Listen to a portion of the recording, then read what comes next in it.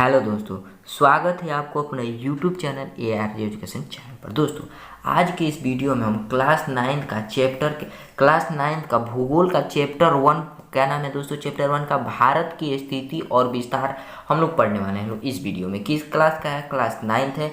कौन सा सब्जेक्ट है, भूगोल है। चैप्टर कितना है, 1 है। क्या नाम है, भारत की स्थिति और विस्तार। ठीक है दोस्तों, तो इस वीडियो में हम लोग सिंपली सीखने वाले हैं लोग भारत की स्थिति और विस्तार। तो चलिए हम लोग जानते हैं, लोग भूगोल में टोटल 17 चैप्टर है। कितना चैप्टर, 17 चैप्टर है। कितना दोस्तों, 17 चैप्टर है, जिसमें हम लोग लगभग 13 चैप्टर में भारत के बारे में ही सीखने वाले हैं। लगभग 1 से 13 चैप्टर तक भारत के ही बारे में सीखेंगे लोग।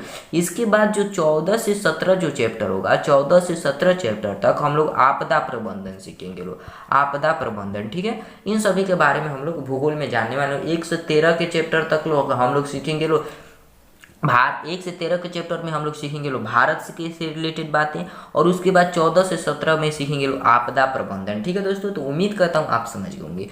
तो चलिए आज के इस वीडियो को शुरू करते हैं। देखिएगा दोस्तों, इस वीडियो में हम लोग सीखने वाले थे, जैसे कि मैंने आपको आगे भी बताया कि इस वीडियो में हम लोग सीखने वाले लोग भारत की स्थिति और विस्तार। क्या दोस्तों, जो कि चैप्टर 1 है, किसका, क्लास 9 का, भूगोल का।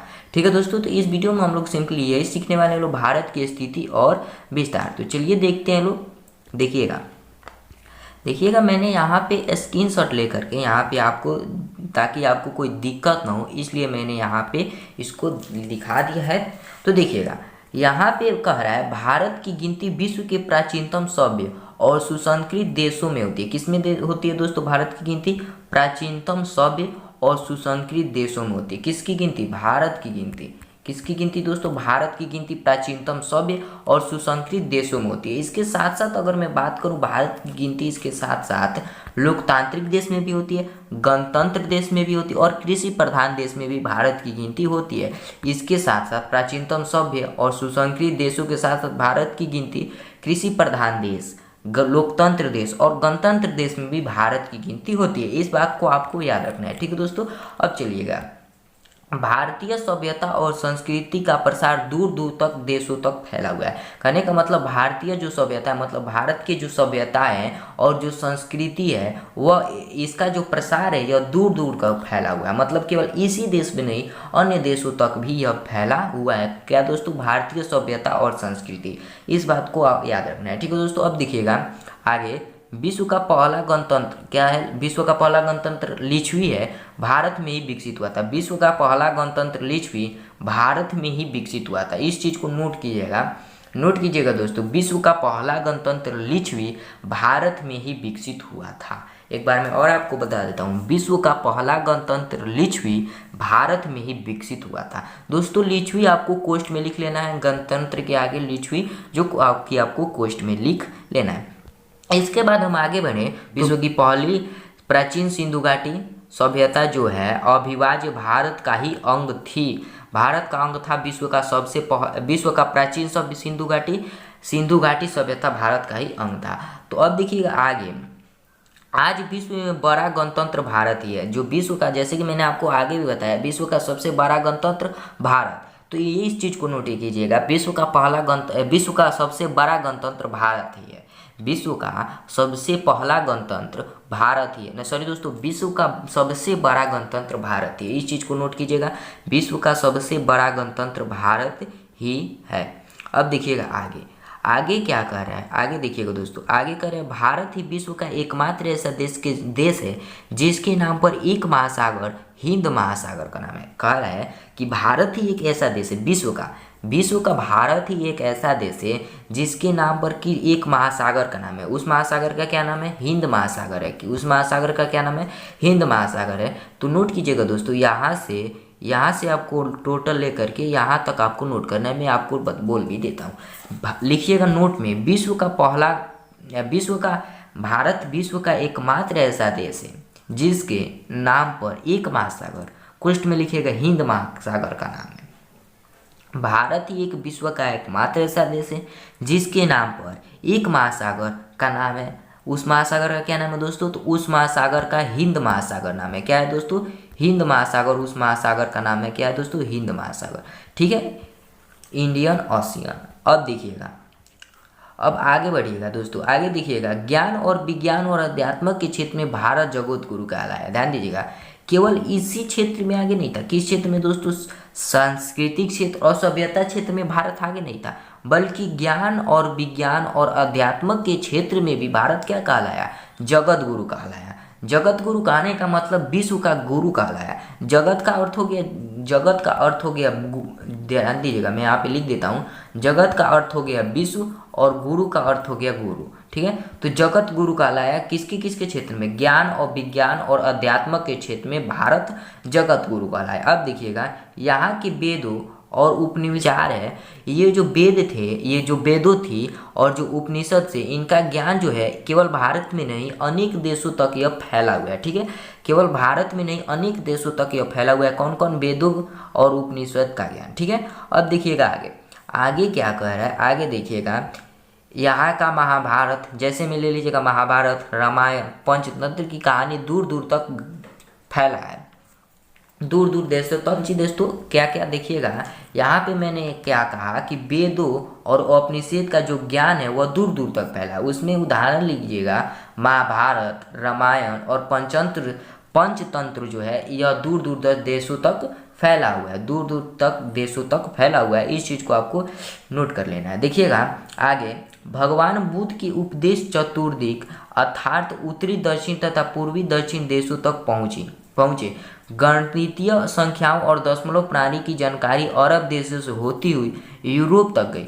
जो यहाँ की गणितीय संख्या थी और जो दशमलव प्रणाली थी, यह अरब देशों से होती हुई कहाँ तक चली गई? यूरोप तक चली गई यहाँ की संख्या। ठीक है, तो उम्मीद करता हूँ आप समझ रहे होंगे। अब देखिएगा आगे, यहाँ भारत के प्राचीनतम विश्वविद्यालय में अध्ययन करने के लिए तिब्बत, चीन, जापान और यूरोपीय देशों के विद्यार्थी यहाँ पर अध्ययन करने आया करते थे। ध्यान दीजिएगा, भारत के प्राचीन विश्वविद्यालय में अध्ययन करने के लिए तिब्बत, चीन, जापान और यूरोपीय देशों के विद्यार्थी यहाँ आया करते थे। ध्यान दीजिएगा दोस्तों, ये भारत के प्राचीन विश्वविद्यालय तो कह सकते हैं भारतीय प्राचीन विश्वविद्यालय कह सकते हैं। तो भारतीय प्राचीन विश्वविद्यालय में अध्ययन करने के लिए तिब्बत, चीन, जापान, यूरोप से विद्यार्थी यहाँ आया करते थे। इस चीज़ को आपको नोट करना है, लिखिएगा दोस्तों, भारतीय प्राचीन विश्वविद्यालय में अध्ययन करने के लिए तिब्बत, चीन, जापान, यूरोपीय देशों से विद्यार्थी आया करते थे। इस चीज़ को आपको नोट कर लेना है। अब देखिएगा आगे देखिएगा, यहाँ नहीं स्थल मार्ग और समुद्र मार्ग से होकर भारत के गर्म मसाले, सूती रेशमी कपड़े आदि दूर दूर तक पहुँचाए जाते थे। केवल इस क्षेत्र में ही आगे नहीं था, विश्वविद्यालय के क्षेत्र में यानी अध्ययन के क्षेत्र में ही भारत आगे नहीं था, बल्कि इसके साथ साथ स्थल मार्ग और समुद्र मार्ग से होकर भारत के गर्म मसाले और सूती रेशमी अनेक आदि देशों तक क्या किया जाते थे? पहुँचाए जाते थे। इस चीज़ को आपको नोट कर लेना है। केवल शिक्षा के क्षेत्र में भारत आगे नहीं था, बल्कि स्थल मार्ग और समुद्र मार्ग के क्षेत्र में भारत आगे था, यानी व्यापारिक क्षेत्र में भी भारत आगे था। यहीं के गर्म मसाले और सूती रेशमी कपड़े अनेक देशों तक पहुंचाए जाते थे। ठीक है, अब देखिएगा आगे क्या कर रहा है, भारत के भूगोल ने विश्व इतिहास के निर्माण में भी महत्वपूर्ण योगदान दिया है। भारतीय जो भूगोल है इसका जो भारतीय भूगोल ने विश्व इतिहास के निर्माण में भी महत्वपूर्ण योगदान दिया है। इस चीज़ को आपको नोट कर लेना है। ठीक दोस्तों, अब चलिए आगे बढ़ते हैं। क्या कह रहा है एक बार मैं और आपको बता देता हूँ। भारत के भूगोल को आप कह सकते हैं भारतीय भूगोल ने विश्व इतिहास के निर्माण में भी महत्वपूर्ण योगदान दिया है। इस चीज़ को आपको नोट कर लेना है। तो इतना तो हमने सीखा भारत के बारे में, चूँकि हम लोग भारत के बारे में भी सीखने वाले थे और इसकी स्थिति और विस्तार के बारे में भी सीखने वाले थे लोग। तो अब चलते हैं स्थिति जानते हैं लोग, भारत की स्थिति। देखिएगा यहाँ पे मैंने देखिएगा स्थिति, भौगोलिक दृष्टि से भारत का मुख्य भूभाग 8 डिग्री 4 से 37 डिग्री 8 डिग्री 4 से 37 डिग्री 6 उत्तर अक्षांश। देखिएगा दोस्तों किस दृष्टि से, सबसे पहले इस चीज़ को समझिए, भौगोलिक दृष्टि से। अगर आप क्षेत्रफल की दृष्टि से देखते हैं तो उसका जो क्षेत्रफल होगा, भारत का जो क्षेत्रफल होगा कुछ अलग होगा। आयतन की दृष्टि से देखते हैं तो इस भारत का जो आयतन होगा कुछ और होगा। तो यहाँ पे कह रहा है भौगोलिक दृष्टि से, यानी भूगोल की दृष्टि से अगर हम भारत की मुख्य भूभाग की बात करें तो 8 डिग्री 4 से, रुक जाइए दोस्तों, 8 डिग्री 4 से 37 डिग्री 6 उत्तर अक्षांश तथा 68 डिग्री 7 से 97 डिग्री 25 पूर्व देशांतर तक फैला हुआ है। क्या? भूमुख्य भूभाग किसका? भारत का। किसका दोस्तों? भारत का मुख्य भूभाग जो है, इस चीज को नोट कीजिएगा, भारत का मुख्य भूभाग, नोट कीजिएगा, भारत का मुख्य भूभाग 8 डिग्री 4 से 37 डिग्री 6 उत्तर अक्षांश तथा 68 डिग्री 7 से 97 डिग्री 25 पूर्व देशांतर तक फैला है। किसका? कौन? क्या दोस्तों? मुख्य भूभाग किस देश का? भारत का। ठीक है, तो ये किसकी दृष्टि से था? भूगोल की दृष्टि से था। किसके दृष्टि से था? भौगोलिक दृष्टि से आया, तो भूगोल की दृष्टि से यह था। अब देखिएगा आगे देखिएगा, 2004 के पूर्व इसका सबसे दक्षिणी छोर यानी दक्षिणतम बिंदु 6 डिग्री 4 उत्तर अक्षांश पर स्थित था, जो कि अंडमान और निकोबार द्वीप समूह का दक्षिणी छोर। देखिएगा, भारत की दक्षिणी छोर की अगर हम बात करें तो इस पिक्चर में आप देखिएगा, ये है आपका भारत, ये टोटल आपका भारत। ये जो श्रीलंका वाला जो छोर आपको दिख रहा है, कन्याकुमारी, यही है आपका दक्षिणी छोर। तो दक्षिणतम छोर यहाँ पे देखिएगा, दक्षिण छोर को हम दक्षिणतम छोर बिंदु कह सकते हैं। 6 डिग्री 4 उत्तर अक्षांश पर स्थित है, जो कि अंडमान और निकोबार के द्वीप समूह का आप देखिएगा आगे द्वीप सबसे दक्षिण छोर था। कौन सा छोर था दोस्तों? सबसे दक्षिण छोर था। एक बार और देखिएगा क्या कर रहा है, एक बार और देखिए, 2004 के पूर्व इसका सबसे दक्षिण छोर, जैसे कि मैंने आपको आगे बताया कि जो श्रीलंका वाला छोर है उसे हम लोग दक्षिण छोर कहते हैं, पर दक्षिणतम बिंदु कहते हैं। यह 6 डिग्री 4 उत्तर अक्षांश पर स्थित है। कहाँ स्थित है? 6 डिग्री 4 उत्तर अक्षांश पर स्थित है। कौन? दक्षिणतम बिंदु अर्थात कन्याकुमारी 6 डिग्री 4 उत्तर अक्षांश पर क्या था? स्थित था, जो कि अंडमान निकोबार द्वीप समूह का सबसे दक्षिणी छोर था, और यह 2004 में सुनामी लहरी के चलते जलमग्न हो गया। यह जो था दक्षिणतम बिंदु जो था, यह 2004 में जलमग्न हो गया। किसके चलते? सुनामी के लहरे के चलते क्या हो गया? जलमग्न हो गया इसका दक्षिणी छोर। ठीक है, दक्षिणतम छोर। ठीक है दोस्तों, तो उम्मीद करता हूँ आप समझ रहे होंगे। अब चलते हैं आगे। इस चीज़ को आप इस पिक्चर में देखिएगा, इसमें देखिएगा भारत की स्थिति, इसमें है भारत की स्थिति। देखिएगा, इसमें है आपका भारत की स्थिति। तो मैं अगर बताऊं आपको किसी भी चीज़ की देखिएगा, किसी भी चीज़ की 4 दिशा होती है, या फिर 8 भी होती है, एक ऐसे भी होता है और एक ऐसे भी होता है। 8 होता है तो 4 हम लोग जानते हैं लोग, ठीक ना? दिशा 8 होती है, दिशाएं 8 होती है। एक ईस्ट वेस्ट नॉर्थ साउथ होती है, तो सारे जानते होंगे लोग। ठीक है, तो सबसे पहले हम लोग भारत की स्थिति, तो भारत की 4 दिशाएं भी होंगी। तो जो इसका उत्तरी छोर है, जो उत्तर का छोर है, वह कितना है? 37 डिग्री 6 उत्तर है, 36 डिग्री 6 उत्तर है। और जो इसका दक्षिण छोर है वह कितना है? 8 डिग्री 4 उत्तर है। अब जो इस चीज़ को छोड़ दीजिएगा, ये कोई आपका मोस्ट इंपोर्टेंट नहीं है। इंदिरा बिंदु, ये कोई आपका मोस्ट इंपोर्टेंट नहीं है। तो इस चीज़ को आप नहीं भी देखेंगे तो कुछ होने वाला नहीं है। अब इसके बाद जो पूर्वी छोर है, ये देखिएगा, जो पूर्वी छोर है वह 97 डिग्री 25 है, और जो इसका पश्चिमी छोर है वह 68 डिग्री 7 है, 68 डिग्री 7 है। तो जैसे कि मैंने बताया, तो इस पिक्चर में आप देख सकते हैं, इस पिक्चर में देखिए, ये है आपका भारत, ये है भारत। भारत की ये जो छोर है, ये जो छोर आपको दिख रहा है, यह उत्तरी छोर, यह उत्तरी छोर है भारत की, जो कि जैसे कि मैंने बताया उत्तरी छोर कितना है? 37 डिग्री 6 है, 37 डिग्री 6 है उत्तरी छोर भारत की, ठीक ना? 37 डिग्री 6। और ये है दक्षिणी छोर, दक्षिणी छोर है 8 डिग्री 4, यहाँ पे लिख भी दिया गया है 8 डिग्री 4। और जो इसका ये पूर्वी जो छोर है, यह 97 डिग्री 25, देखिएगा वहाँ पे लिखा हुआ है। और ये जो है, ये जो आपको दिख रहा है 68 डिग्री 7, कौन सा? पश्चिमी छोर। इस चीज़ को देखिएगा, देखिए मैंने जूम कर दिया, यहाँ पे आपको लिखा हुआ है, ये है आपका दक्षिणी छोर। क्या दोस्तों? दक्षिणी छोर। यहाँ पे देखेंगे तो यहाँ पे लिखा है 37 डिग्री 4। दक्षिणी छोर कितना है? 37 डिग्री 7। और ये हो गया पूर्वी छोर 97 डिग्री 25, और ये हो गया पश्चिमी छोर 68 डिग्री 7, और इधर वाला हो गया आपका दक्षिणी छोर, जो कि 8 डिग्री 4। ठीक है, 8 डिग्री 4 है। ठीक है, तो उम्मीद करता हूँ आप इन सभी बातों को समझ रहे होंगे। अब चलिए आगे बढ़ते हैं। तो हमने इन सभी चीज़ों को देखा कि भारत की स्थिति के बारे में, वो 4 दिशाएं होती है, उत्तर, उत्तर पूर्वी, दक्षिण, इन सबों के बारे में हमने देखा। अब देखिएगा आगे, अब देखिएगा हमने जैसे कि बात कर रहे थे कि 2004 में जो दक्षिणतम बिंदु थी वह सुनामी की लहरी के चलते वह क्या हो गई, जलमग्न हो गई। मतलब वह दक्षिणतम बिंदु या फिर दक्षिण छोर जो था वह जलमग्न हो गया, अर्थात जल से पूरा भर गया, जलमग्न हो गया। यह इंदिरा पॉइंट कहलाता है। जो जितना भाग वह जलमग्न हुआ यह क्या कहलाता है, इंदिरा पॉइंट कहलाता है। क्या कहलाता है दोस्तों, इंदिरा पॉइंट कहलाता है, इंदिरा पॉइंट। अब देखिएगा यह विषुवत रेखा से लगभग 650 किलोमीटर उत्तर में, कौन, इंदिरा पॉइंट जो है विषुवत रेखा से लगभग 650 किलोमीटर उत्तर में है। ठीक है, उत्तर में, ठीक है ना, ध्यान दीजिएगा। ये जो इंदिरा पॉइंट है, अगर हम विषुवत रेखा से बात करें तो ये 650 किलोमीटर उत्तर में है, कौन, इंदिरा पॉइंट। ठीक ना, इस चीज को विषुवत रेखा से, किससे, विषुवत रेखा से 650 किलोमीटर उत्तर में है इंदिरा पॉइंट। इन सभी बातों को आपको याद रखना है। अब चलते हैं आगे, आगे देखिएगा आगे क्या कर रहा है, इसमें कुछ ही दूरी पर इंडोनेशिया का सुमात्रा द्वीप है। मतलब इस जो इंदिरा पॉइंट है इसके कुछ ही दूरी पर क्या है, इंडोनेशिया का जो सुमात्रा द्वीप स्थित है। किसके किसके कुछ ही दूरी पर, इंदिरा पॉइंट के दूरी, कुछ ही दूरी पर। ठीक है ना। अब देखिएगा कर्क रेखा, कर्क रेखा कितना अक्षांश है, 23 डिग्री 30 अक्षांश।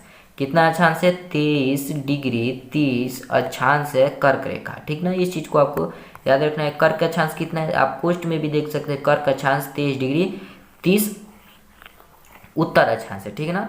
अब देखिएगा इधर कर्क रेखा जो है 23 डिग्री 30 उत्तर अक्षांश इस देश को 2 समान भागों में बांटती है। किस देश को, भारत देश को कर्क रेखा जो है 2 समान भागों में बांट देती है, 2 समान भागों में बांट देती है, 2 समान भागों में बांट देती है कर्क रेखा।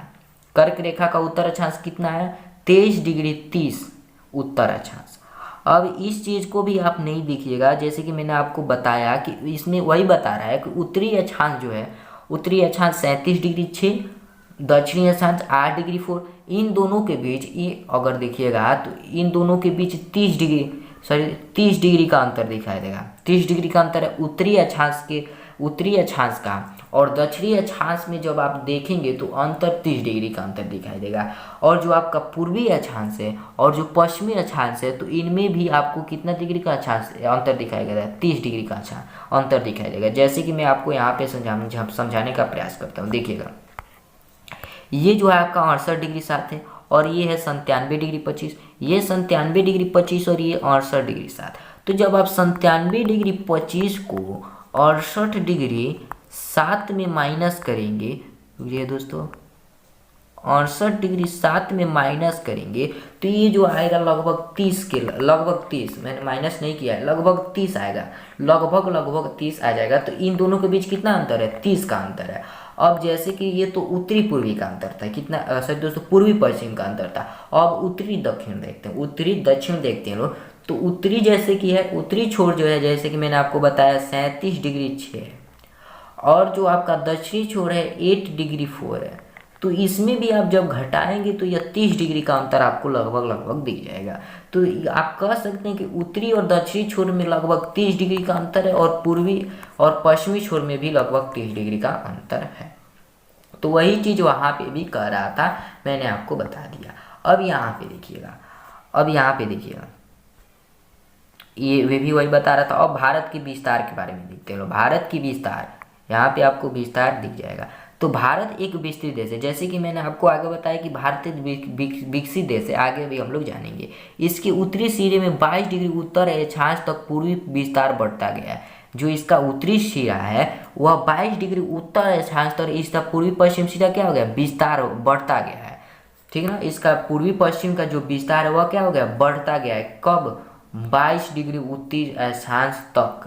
अब देखिएगा इसका सबसे अधिक विस्तार है इतना किलोमीटर, कितना, 2933 किलोमीटर, लगभग 2933 किलोमीटर, लगभग 22 जाइए दोस्तों, 22 डिग्री उत्तर अक्षांश पर मिलता है। क्या, ये 2933 किलोमीटर 22 डिग्री उत्तर अक्षांश पर मिलता है। अब देखिएगा ये जो 2933 किलोमीटर आपको दिख रहा है, अब आप पूछेंगे कि 2933 किलोमीटर क्या है, तो इस चीज़ को देखिए, 2933 किलोमीटर जो आपको यहाँ पे दिखाई दे रहा है, इस पिक्चर द्वारा हम लोग समझते हैं 2933 किलोमीटर। इसमें आपको 2 छोर दिखाई दे रहा होगा, 4 छोर आपको दिखाई दे रहा होगा, ठीक ना। 4 छोर मैं आपको दिखाता हूँ यहाँ पे, देखिए यहीं पे मैं आपको बता देता हूँ ताकि आपको बताने की कोई आवश्यकता ना पड़े। यहाँ पे देखिएगा, अगर आप पूर्वी छोर, पश्चिमी छोर से पूर्वी छोर की ओर जाना चाहते तो कितना दूरी है, 2933 किलोमीटर। अगर आप उत्तरी छोर से पश्चिमी छोर की ओर आना चाहते तो वह कितना किलोमीटर है, 3214 किलोमीटर। 3214 किलोमीटर यहाँ पे स्पष्ट आपको दिख जाएगा, ठीक है। अब चलते हैं अपने मेन पॉइंट पर। मेन पॉइंट देखिएगा क्या कर रहा है, 2933 किलोमीटर है। 22 डिग्री उत्तर अक्षांश से दक्षिण की ओर बढ़ने पर दोस्तों बढ़ने पर इसका पूर्वी पश्चिम विस्तार क्या हो जाता है, घटता गया है। जब आप 22 डिग्री उत्तर अक्षांश से दक्षिण की ओर बढ़ते हैं तो इसका पूर्वी पश्चिम जो विस्तार होता है वह क्या होता है, घटता गया है, घटता चला जाएगा, ठीक ना। अब देखिएगा आगे, अब आगे क्या करें, दक्षिणतम में यानी दक्षिण बिंदु में पहुंचने पर यह एक बिंदु के रूप में मिलता है। जब आप दक्षिण में पहुंचेंगे, जैसे कि मैंने आपको आगे भी बताया था कि दक्षिण का जो बिंदु है, ये वाला जो दक्षिण का बिंदु है, श्रीलंका वाला या दक्षिणतम बिंदु या फिर कहें दक्षिण बिंदु, यहाँ पे कन्याकुमारी, यहाँ पे मेन नाम कन्याकुमारी ही चलता है। तो कन्याकुमारी देखिएगा, आप कहेंगे कन्याकुमारी, तो दक्षिणतम बिंदु यानी कन्याकुमारी में पहुंचने पर यह बिंदु के रूप में मिलता है। कौन, दक्षिणतम। दक्षिण में जब आप पहुंचते हैं तो यह एक बिंदु के रूप में मिलता है। किसके रूप में मिलता है, बिंदु के रूप में मिलता है। यानी 22 डिग्री उत्तर अक्षांश के दक्षिण की ओर बढ़ते हैं। मान लीजिए जब आप 22 की डिग्री उत्तर अक्षांश से आप दक्षिण की ओर बढ़ते हैं, देखिएगा 22 डिग्री उत्तर अक्षांश से आप दक्षिण की ओर बढ़ देंगे, दक्षिण मतलब जैसे ये मान लीजिए इस नक्शा में देखिएगा, जब आप इधर से इधर की ओर बढ़ेंगे तो यहाँ पे आपको एक बिंदु के रूप में मिलेगा, अंत में एक बिंदु के रूप में मिलेगा। वही कह रहा है कि अंत में आपको एक बिंदु के रूप में मिलेगा। यहाँ पे देखिएगा बिंदु के रूप में मिलता है, जहाँ बंगाल की खाड़ी और अरब सागर एवं हिंद महासागर का मिलन हुआ है। यही बिंदु पर या इसी बिंदु पर यहाँ पे देखिएगा तो अरब सागर आकर मिलता है, यहाँ पे देखिएगा तो बंगाल की खाड़ी आकर मिलता है, यहाँ पे देखिएगा तो हिंद महासागर आकर मिलता है, ठीक है। तो इसी बिंदु पर ये 3 महासागरों का मिलन होता है, 3 नदियों का मिलन होता है, कर सकते हैं। अब देखिएगा यह नुकीला बिंदु अंतरिप कहलाता है। ये जो दक्षिणी नुकीला बिंदु आपको दिख रहा है, ये जो नुकीला बिंदु आपको दिख रहा है, जैसे कि मैंने आपको आगे भी बताया, ये जो आपको नुकीला बिंदु दिख रहा है यह कहलाता है अंतरिप, यही कहलाता है आपका अंतरिप, ठीक ना। अब हम लोग अंतरिप के बारे में थोड़ा सा ज्ञान प्राप्त कर लेते हैं, उसके बाद हम लोग देखते हैं लोग अंतरिप क्या कहलाते हैं। देखिए, समुद्र में स्थलीय भाग का निकला हुआ नुकीला भाग जो 3 ओर से समुद्र से घिरा हो, अंतरिप कहलाता है। क्या कहलाता है दोस्तों, एक देखिएगा अंतरिप का परिभाषा लिखिएगा। देखिएगा दोस्तों, समुद्र में स्थलीय भाग का निकला नुकीला भाग, समुद्र में स्थलीय भाग का निकला नुकीला भाग जो 3 ओर से समुद्र से घिरा हो, अंतरिप कहलाता है। अब देखिएगा इस फोटो ही द्वारा समझने का प्रयास कीजिएगा, इस चित्र ही द्वारा समझने का प्रयास कीजिएगा।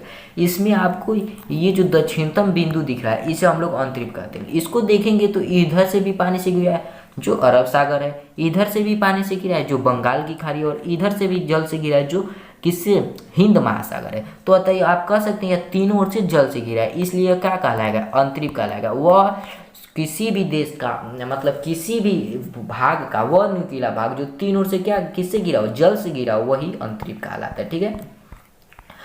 उम्मीद करता हूँ आप अंतरिप के बारे में समझ गए होंगे। लिखिएगा एक बार मैं और आपको बता देता हूँ। समुद्र में स्थलीय भाग का निकला नुकीला भाग जो 3 ओर से समुद्र से घिरा हो, अंतरिप कहलाता है, ठीक है।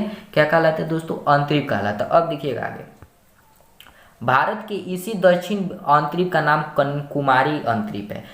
ये जो अंतरिप आपको दिख रहा था, ये जो अंतरिप आपको दिख रहा है, ये जो अंतरिप आपको दिख रहा है, इसी का नाम है कुमारी अंतरिप, इसी का नाम है कुमारी अंतरिप, ठीक है दोस्तों, इसी का नाम है कुमारी अंतरिप। दक्षिणतम जो अंतरिप है, ये जो दक्षिण का जो बिंदु कहलाएगा यह अंतरिप कहलाएगा। तो इसी अंतरिप का नाम है रुक जाइए दोस्तों, इसी अंतरिप का नाम है कुमारी अंतरिप।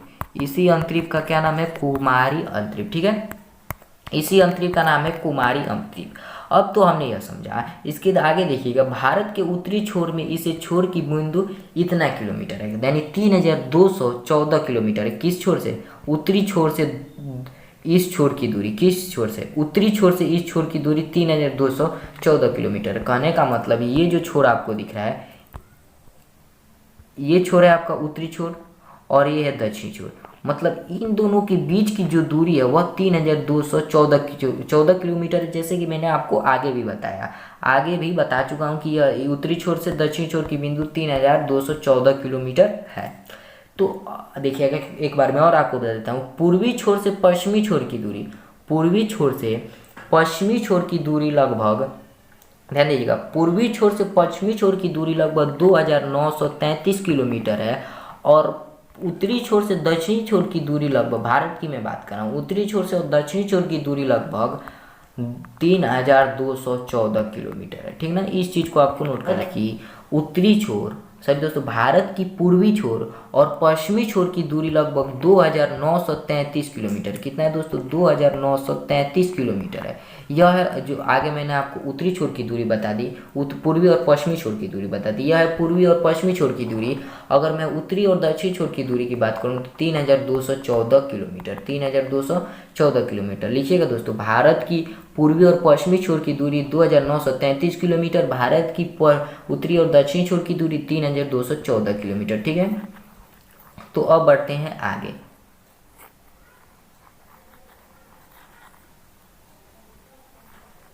आगे देखिएगा, आगे क्या कर रहा है दोस्तों, आगे कर रहा है भारत का मुख्य भूमि का समुद्र तटीय सीमा रेखा कितना है, 6100 किलोमीटर है। अगर मैं भारत की मुख्य जो भूमि है, देखिएगा यहाँ पे मैं चित्र ही द्वारा आपको समझाने का प्रयास करता हूँ। ये आपको चित्र है, देखिए ये आपका इतना जो भाग आपको टोटली ये जो जितने भी समुद्र के, जो जितने भी समुद्र के ये बाहर जो आपको बांग्लादेश है, ये जो आपको जितने भी समुद्र के जो पानी के किनारे जो आपको दिख रहे हैं, इसको हम लोग कहेंगे लो समुद्र तटीय सीमा रेखा। क्या कहेंगे लो, समुद्र तटीय सीमा रेखा। अब ये जो आपको स्थल के किनारे दिख रहे हैं, ये जो स्थल के किनारे दिख रहे हैं, ये कहलाएंगे स्थलीय सीमा रेखा। क्या कहलाएंगे दोस्तों, स्थलीय सीमा रेखा। तो अगर मैं समुद्र तटीय सीमा रेखा की बात करूँ तो वह कितना है, 6100 किलोमीटर है। अगर मैं इसमें भारतीय द्वीपों की भी समुद्र तटीय सीमा रेखा को जोड़ देता हूँ तो वह कितना हो जाता है, 7516 किलोमीटर हो जाता है। यही है आपका 7516 किलोमीटर, ये आपका भारत का टोटली समुद्र तटीय सीमा रेखा निकल गया। ये जो है केवल भारत का है और इसमें भारतीय द्वीपों को भी शामिल कर लेते हैं तो 7516 हो जाता है। अगर मैं भारत का ही बात करूं तो 6100 है आपका। इस चीज़ को आपको लिख लेना है। हमने जाना समुद्र तटीय सीमा रेखा, अब जानते हैं स्थलीय सीमा रेखा। तो स्थलीय सीमा रेखा यहाँ पे दिखेगा किलोमीटर होता है। जैसे कि मैंने आपको बताया कि समुद्र तटीय, भारत की जो समुद्र तटीय सीमा रेखा है 6100, अगर मैं इसमें द्वीपों को भी शामिल कर लेते हैं, भारतीय द्वीपों को भी शामिल कर लेते हैं तो ये हो जाता है 7516.6 किलोमीटर। अब देखिएगा भारत की स्थलीय सीमा रेखा कितनी है, 15200 है। कितना है, 15200 यानी 15,200 है भारत की स्थलीय सीमा रेखा। ठीक है दोस्तों, ये थी भारत की स्थलीय सीमा रेखा और ये वाला था भारत की समुद्र तटीय सीमा रेखा। अब चलते हैं आगे।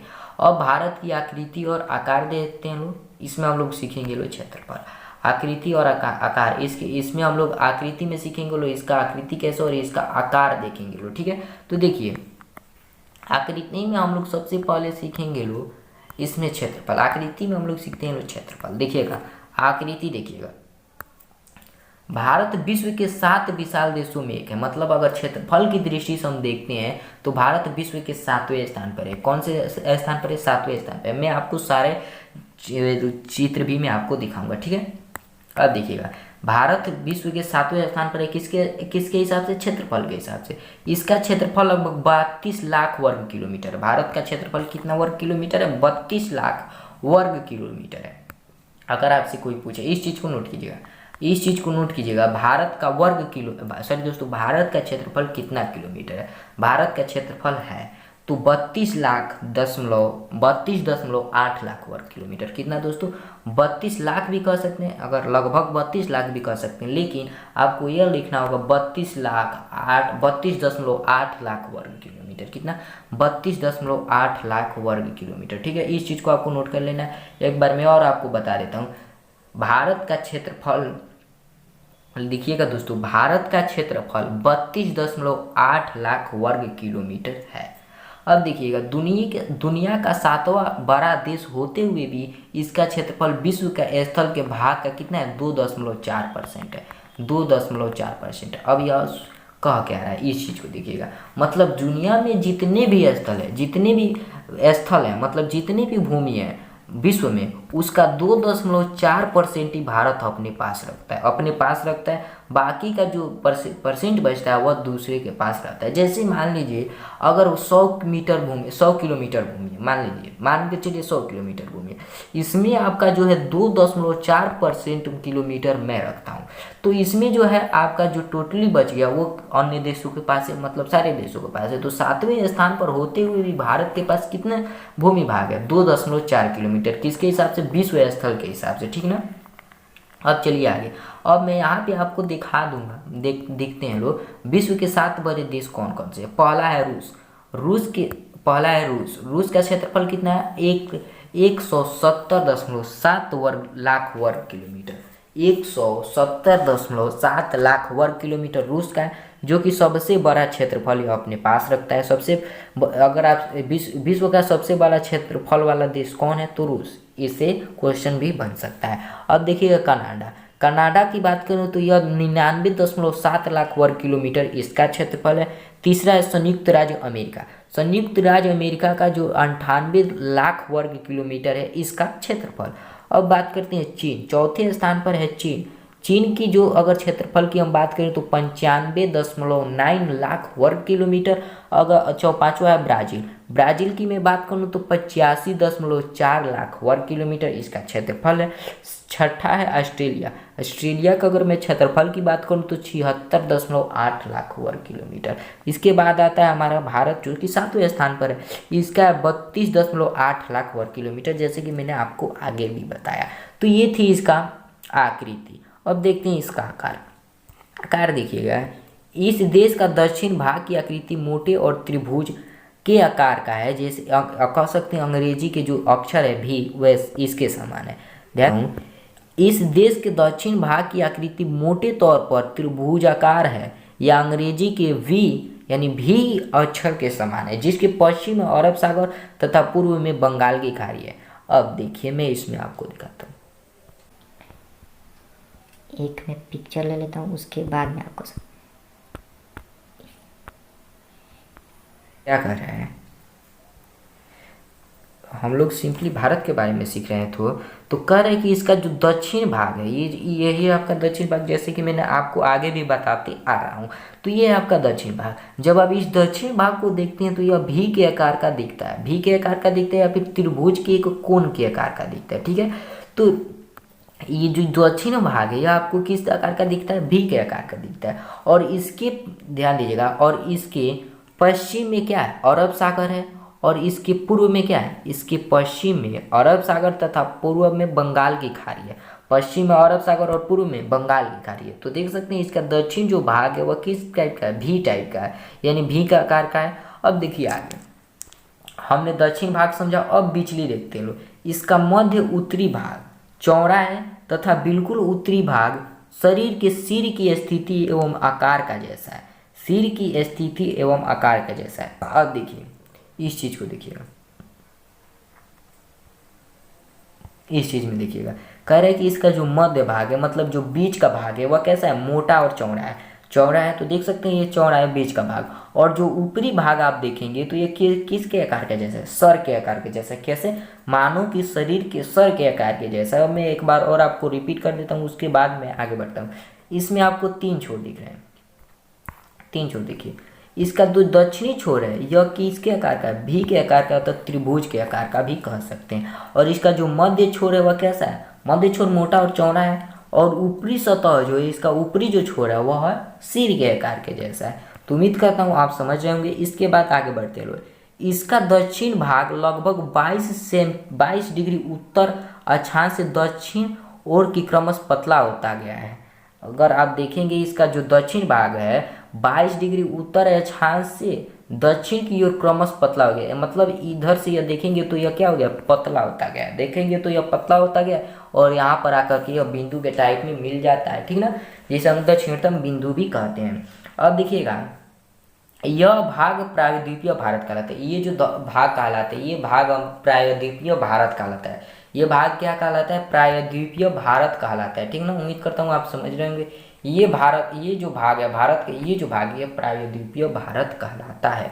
मुख्य भूमि के दक्षिणी छोर पर भारत की आकृति और अंतरिप की जैसी है। अंतरिप की है मतलब जो दक्षिण इसका जो छोर है अंतरिप का, अंतरिप है। जैसे कि मैंने आपको आगे भी बताया अंतरिप क्या है, आगे बताया। तो इसका नाम क्या है? कुमारी अंतरिप है। इसका नाम है कुमारी अंतरिप, अतः कन्याकुमारी। इसी यहीं पे है कन्याकुमारी, अतः इसे हम लोग कन्याकुमारी भी कहते हैं, या कन्याकुमारी। इस अंतरिप का नाम क्या है? कन्याकुमारी। इस अंतरिप का नाम है कन्याकुमारी। भारत का प्रायद्वीपीय आकार तटीय सीमा का निर्माण करता है, जो कि अत्यंत लंबी, और यह हिंद महासागर के उत्तरी भाग में, ये देख सकते हैं, यह हिंद महासागर के उत्तरी भाग में कौन? कन्याकुमारी या फिर कुमारी अंतरिप। ठीक है, अंतरिप के बारे में हम लोग समझा था लोग। उम्मीद करता हूँ आप सभी चीज़ समझ गए होंगे। अब चलते हैं आगे। आगे देखिएगा दोस्तों, आगे क्या है देखिएगा, आगे है भारत और विश्व। अब भारत और विश्व देखिएगा, भारत की स्थिति और, रुकिए दोस्तों थोड़ा सा और बड़ा कर लूँ। देखिएगा, भारत की स्थिति विश्व के प्रमुख महासागरीय व्यापारिक मार्ग पर है। मतलब भारत की जो स्थिति है किसमें? विश्व के प्रमुख महासागरीय व्यापारिक मार्ग में। मैं आपको आगे भी दिखाऊंगा कि भारत की कैसे है प्रमुख महासागरीय व्यापारिक मार्ग। अब देखिएगा, इसका सबसे बड़ा लाभ विश्व के अधिकतम देशों से व्यापारिक संबंध जोड़ने में होता है। भारत की जो प्रमुख महासागरीय व्यापारिक मार्ग है, यह विश्व का सबसे अधिकतम देशों से व्यापारिक संबंध को जोड़ता है। जैसे पूर्वी एशिया, दक्षिण Asia, Africa, Asia, Europe, Australia आदि देशों से इस मार्ग देखिएगा, इस मार्ग द्वारा भारत के, इस मार्ग द्वारा मैं आपको दिखाता हूं दोस्तों, इस मार्ग द्वारा आगे मैं दिखाऊंगा आपको। इस मार्ग द्वारा भारत व्यापारिक संबंध रखता है। किस मार्ग द्वारा?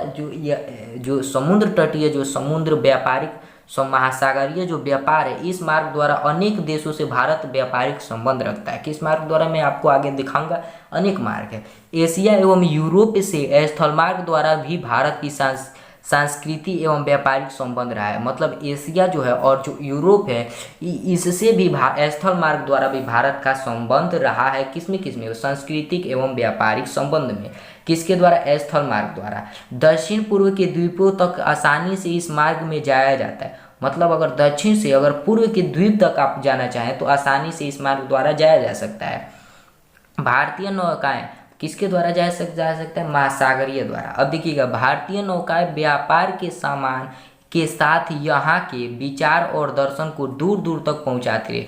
मतलब भारत की जो नौकाएं हैं, मतलब जो नावें हैं, यह सामान के साथ सामान तो पहुँचाती है, इसके साथ साथ अपने विचार और दर्शन को भी दूर दूर देशों तक क्या करती है? पहुँचाती है। कौन? भारतीय नौकाएं, मतलब भारत के नाव। अब देखिएगा, इसके पश्चिम के, रुक जाइए दोस्तों, इसके पश्चिम के दूरस्थ देशों से भी संपर्क स्थित हो सकता है। मतलब भारत के जो पश्चिम है, इससे दूरस्थ देशों तक भी, मतलब जितने भी दूर देश है वहाँ, उससे भी हम लोग संपर्क कर सकते हैं। किस? भारत के पश्चिम भाग से। अब देखिए, 1869 में सुएज नहर के खुलने से भारत एवं यूरोप के बीच लगभग इतना किलोमीटर की दूरी कम हो गई। अब देखिएगा, इस चीज़ को लिखना है आपको दोस्तों, इस चीज़ को लिखना है ताकि ये आपकी मोस्ट इंपॉर्टेंट है। क्या कह रहा है? 1869 में सुएज नहर जब खुला, 1869 में जब सुएज नहर खुला तो भारत और यूरोप के बीच लगभग 7000 किलोमीटर की दूरी क्या हो गई? कम हो गई। 7000 किलोमीटर की दूरी कम हो गई। इस चीज़ को आपको याद रखना है। अब देखिएगा, मैं बात कर रहा था, आपको बताने की प्रयास कर रहा था कि मैं आपको दिखाऊंगा कि स्थलीय मार्ग। देखिएगा, तो यही है आपका स्थलीय मार्ग, ये है आपका स्थलीय मार्ग। देखेंगे तो मेन जो भारत के स्थलीय मार्ग है वो चेन्नई देखेंगे, चेन्नई से अधिक जगह पे ये व्यापार हो रहा है। अब आप इधर की ओर देखेंगे तो मुंबई मेन है, इधर की ओर देखेंगे तो यहाँ पे है मंगलैर, अब यहाँ पे देखेंगे तो मारगांव, यहाँ पे देखेंगे तो विशाखापट्टनम, यहाँ पे कोलकाता। तो ये आपकी मुख्य व्यापारिक मार्ग है। कौन? समुद्र में का। ठीक है, अब चलते हैं लोग आगे। आगे देखिएगा, आगे देखिएगा, अब हम लोग समझते हैं लोग भारत के पड़ोसी देश। क्या दोस्तों? भारत के पड़ोसी देश। जो देश भारत की सीमा मतलब अंतर्राष्ट्रीय सीमा, भारत की सीमा अंतर्राष्ट्रीय सीमा से सटे हुए हैं, वे इसके निकटतम पड़ोसी देश हैं। मतलब जो अंतर्राष्ट्रीय भारत के अंतर्राष्ट्रीय सीमा से सटे हुए हैं, ये क्या है? निकटतम पड़ोसी देश है। ये जो देश हैं, जो देश भारत की सीमाएं में सटी हुई हैं या फिर अंतर्राष्ट्रीय सीमा से सटे हुए हैं, वे देश भारत के पड़ोसी देश हैं। ठीक है, जैसे में पाकिस्तान है, अफगानिस्तान है, ध्यान दीजिएगा, पाकिस्तान है, अफगानिस्तान है, चीन है, नेपाल है, भूटान है, म्यांमार है, बांग्लादेश, ऐसे ही देश हैं। ऐसे देश क्या है? भारत के पड़ोसी देश है। ठीक ना, भारत के पड़ोसी देश है ये सब। मतलब जो देश भारत की सीमाएं से सटे हुए हैं वह के भारत के निकटतम पड़ोसी देश है। जैसे में पाकिस्तान, अफगानिस्तान, चीन, नेपाल, भूटान, म्यांमार, बांग्लादेश, आप कहेंगे श्रीलंका भी है। श्रीलंका मैं आपको आगे बताऊंगा श्रीलंका कौन सा पड़ोसी देश है। अब आगे देखिए, यह जो है सीमा से जो सटे हुए हैं वो पड़ोसी देश है। सीमा से जो सटे हुए हैं ये है पड़ोसी देश। और आगे भी मैं बताऊंगा जो सीमा से नहीं सटे हुए कौन कौन से पड़ोसी देश है। अब देखिए, दक्षिण में श्रीलंका और मालदीव, ये दोनों द्वीपीय पड़ोसी देश। ये क्या है? ये दोनों खुद के एक द्वीप है, तो अतः कह सकते हैं द्वीपीय पड़ोसी देश है। ये जो इतने जो आपने देखा, पाकिस्तान, अफगानिस्तान, चीन, नेपाल, भूटान, म्यांमार और बांग्लादेश, यह सब सीमा से सटे हुए हैं, तो ये पड़ोसी देश हैं। इसके साथ साथ हमारा द्वीपीय पड़ोसी देश की अगर हम बात करें तो द्वीपीय पड़ोसी देश में श्रीलंका और मालदीव, यानी ये दोनों देश द्वीप के रूप में अवस्थित है। ये दोनों देश, जैसे कि मैंने आपको आगे भी बताया कि ये दोनों देश किसके रूप में अवस्थित है? द्वीप के रूप में अवस्थित है, इसलिए यह द्वीपीय पड़ोसी देश कहलाएंगे। ठीक है, अब देखते हैं आगे देखिएगा, लीन देखकर इस चीज को लिखना। क्या? पाकिस्तान भारत के पश्चिम में स्थित देश, भारत के पश्चिम में पाकिस्तान और बांग्लादेश है। भारत के पूर्व में बंगाल और म्यांमार है। भारत के उत्तर में नेपाल, भूटान और चीन है। भारत के दक्षिण में श्रीलंका और मालदीव है। इस चीज को लिखिएगा। भारत के पश्चिम में पाकिस्तान और अफगानिस्तान है। भारत के पश्चिम में पाकिस्तान और अफगानिस्तान है। भारत के पूर्व में बांग्लादेश और म्यांमार है। भारत के उत्तर में भूटान, चीन, नेपाल है। और भारत के दक्षिण में श्रीलंका और मालदीव है। इसको हम आपको चित्र द्वारा भी समझाने का प्रयास करेंगे। सबसे पहले इस चीज को देख लेते हैं। ठीक है, श्रीलंका भारत के मन्नार की खाड़ी और पाक जल संधि द्वारा अलग होता है। श्रीलंका जो है, आप देखेंगे इस चित्र में, तो श्रीलंका को आप देखेंगे इस चित्र में, तो आप देखेंगे कि इसमें कुछ ही दूरी है। तो यह जो है मन्नार की खाड़ी द्वारा या पाक जल संधि द्वारा क्या होता है? अलग होता है। भारत और श्रीलंका का स्थलीय मार्ग किसके द्वारा? पाक जल संधि या फिर मन्नार की खाड़ी द्वारा यह अलग होता है। अब देखिएगा, पाकिस्तान और भारत के बीच अंतर्राष्ट्रीय सीमा रेखा एडकिल्फ रेखा कहलाती है। पाकिस्तान और भारत के बीच की जितनी भी सीमाएं सटी हुई है, यह क्या कहलाएंगी? एडकिल्फ रेखा। जैसे मैं आपको यहाँ पे दिखाता हूँ, ये देखिएगा, ये है आपका पाकिस्तान, ध्यान दीजिए, ये है आपका पाकिस्तान। ये सीमा है भारत और पाकिस्तान की, यही सीमाएं जो कहलाएगी क्या कहलाएगी? एडकिल्फ रेखा। अब मैं यहाँ पे भी आपको ये बता देता हूँ, ये है आपका चीन, ये चीन वाला और जिस में टकराएगा ये कहलाएगा मैकमोहन रेखा। यहाँ पे मैं स्पष्ट लिख दिया गया है कि भारत और पाकिस्तान की बीच की रेखा को एडकिल्फ लाइन कहते हैं, एडकिल्फ रेखा भी कहते हैं। पाकिस्तान और भारत के बीच की अंतर्राष्ट्रीय सीमा रेखा को एडकिल्फ रेखा कहते हैं और भारत और चीन के बीच की अंतर्राष्ट्रीय सीमा रेखा को मैकमोहन रेखा कहते हैं, फिर लाइन कहते हैं। ठीक है, जैसे कि मैंने आपको चित्र द्वारा भी समझा दिया।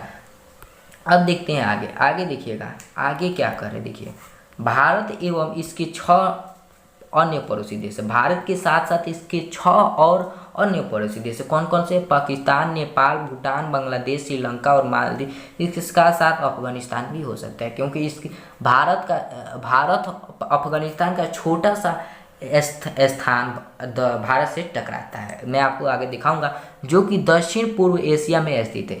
ये सारे देश कहाँ हैं? दक्षिण पूर्व एशिया में स्थित है। ये सारे भारत के पड़ोसी देश कहाँ स्थित है? दक्षिण पूर्व एशिया में स्थित है। इस क्षेत्र के अधिक व अन्य तरह के विकास के लिए, मतलब इस दक्षिण पूर्व के जितने भी देश हैं, इन सभी के देशों के विकास के लिए 8 दिसंबर 1985 को 8 दिसंबर 1985 को एक संगठन बनाया गया। कब क्यों बनाया गया? आर्थिक एवं अन्य तरह के विकास के लिए। किस कहाँ के? दक्षिण पूर्व के देशों के लिए आर्थिक व अन्य तरह के विकास के लिए 8 दिसंबर 1985 को एक नया संगठन बनाया गया।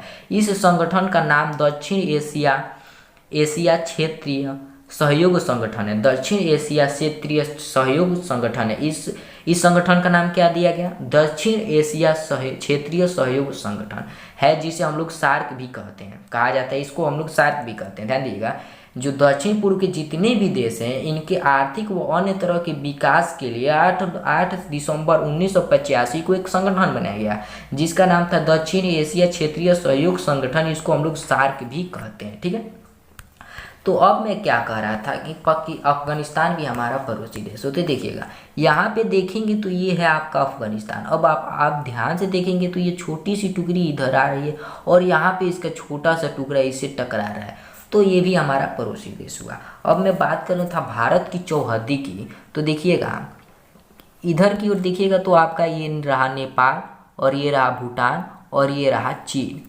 ठीक है, और ये रहा पाकिस्तान और ये रहा अफगानिस्तान, जो कि पश्चिम है और यह उत्तर में स्थित है। और यह देखिएगा पूरब में देखिएगा ये रहा मिजोरम और ये रहा मिजोरम भारत का, ये रहा म्यांमार और ये रहा बांग्लादेश। ठीक है, अब देखिएगा पश्चिम में देखेंगे दक्षिण में तो ये रहा श्रीलंका और इधर ये आपका मालदीव। ठीक है, श्रीलंका और मालदीव।